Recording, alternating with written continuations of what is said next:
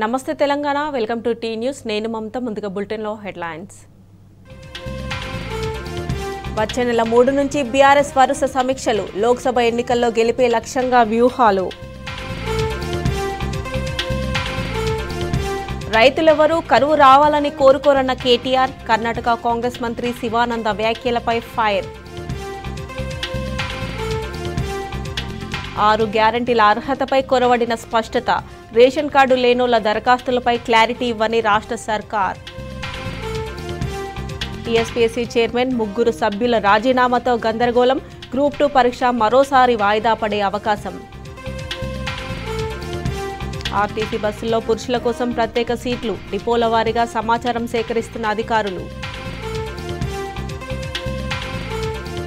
ఇవాల్టి నుంచి సౌత్ ఆఫ్రికాతో తొలి టెస్ట్ సిరీస్ గెలిపే లక్ష్యంగా బరిలోకి భారత్